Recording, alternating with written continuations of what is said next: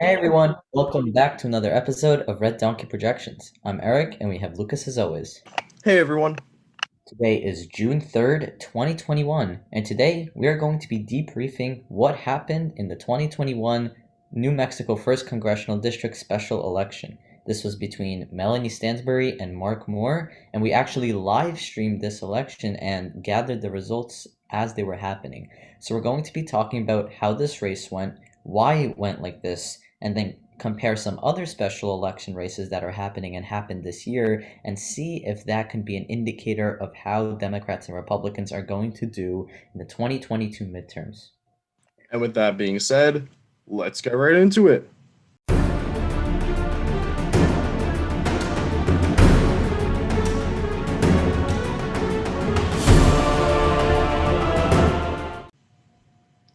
So how did this election end up going? So it was actually a huge overperformance for the Democrat Melanie Stansbury. We were predicting for her to win somewhere between 14 and 17 points. We knew that this district was a very safe Democratic one, but we really didn't expect her to win by this much. She ended up winning by about 20 something points, which is way more than the 14 to 17 points that we were predicting.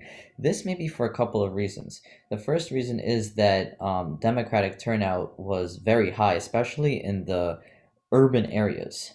We had some pretty substantial numbers, especially for a special election that people may not have the will to go vote. It was pretty significant.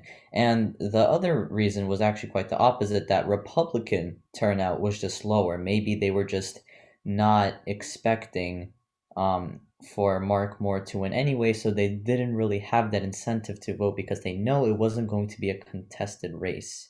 So we see in some areas that there are Republican votes that are not even reaching 1,000, or same thing for Melanie Stansbury, some like low 400, 500 numbers. So long story short, Democratic turnout was high, Republican turnout was low, and we're gonna talk about what this could mean, or what can we conclude from this race later in the video.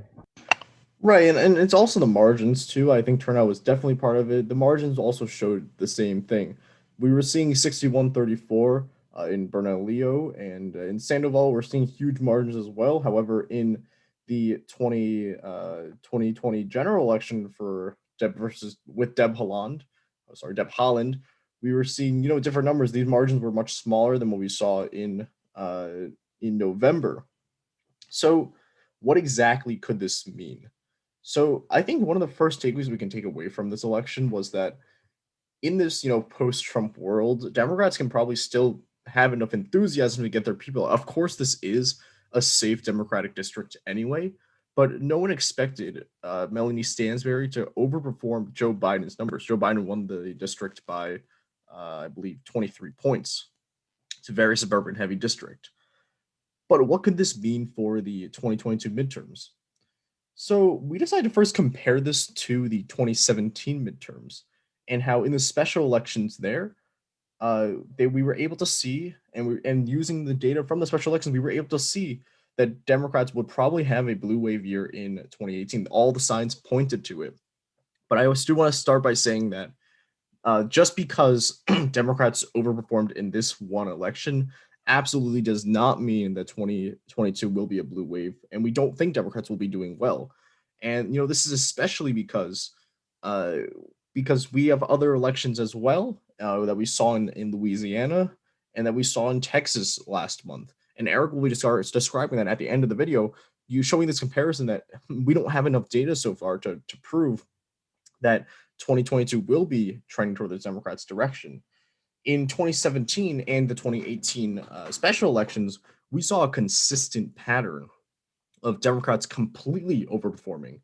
You have the well-known names like John Ossoff running in Georgia 6, or there were other, Greg Gianforte, who ran for Montana's congressional district, but narrowly won compared to what the margin was before. It was a consistent pattern of Democrats completely overperforming. And I've actually got a good chart here from Ballotpedia.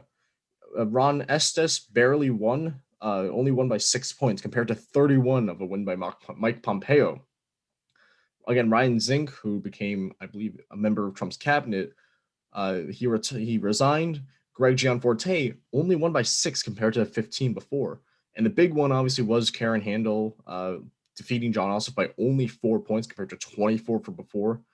And the biggest name here, obviously, is Connor Lamb in a Trump district where Trump won by 19 points. Connor Lamb was able to narrowly flip it. But again, we saw a consistent pattern in 2017. In 2017 and 2018 special elections, a consistent overperformance of Democrats in all of these districts. And that did help us determine that 2018, and it helped foreshadow and all that helped in addition to other signals that 2018 would be a blue wave. But what do we know for 2022? I'll hand it over to Eric now.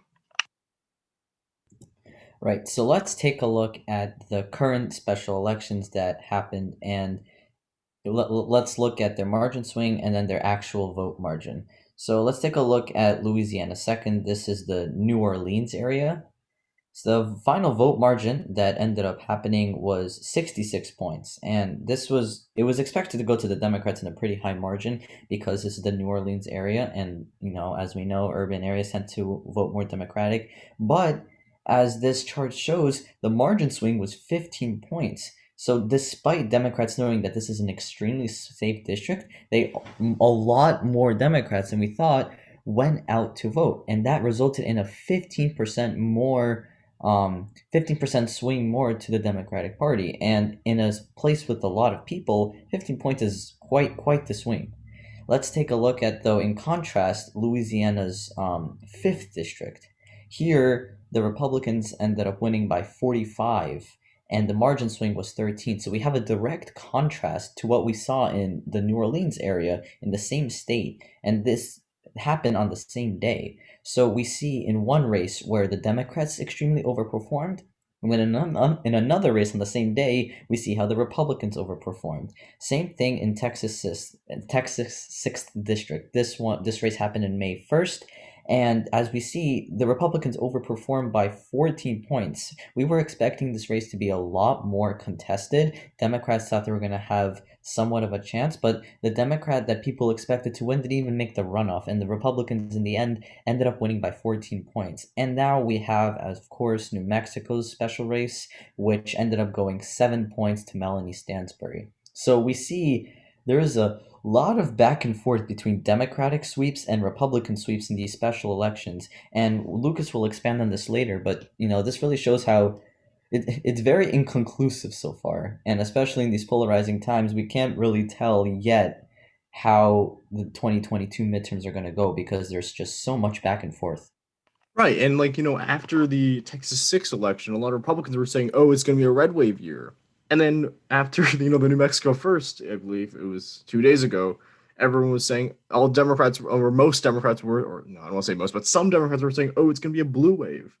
But again, we don't have enough data. And again, to directly contrast what we saw 2 days ago in Texas 6, we were expecting Jana Sanchez to at least make the runoff. She barely missed out to Jake Elliott, which pretty much no one expected. A lot of people were predicting it to be a Susan Wright versus a Jana Sanchez runoff. And it was especially in the Terrence area where we saw a dramatic underperformance by Jana Sanchez. It was in a place, this county, or part of this county, was actually won by Stephen Daniels back in November. So it does go to show that we're seeing different results from across the country. So do we have enough information to call 2022 a blue wave year yet? Absolutely not. Do we have enough to call it a red wave? Also absolutely not. Because simply the special elections that we've seen so far still don't point to a clear direction. And that does end the video for today. Thank you all so much for watching. If you like this episode, please hit the like button. If you like our content, please subscribe. And we'll see you in our next episode later today. See ya.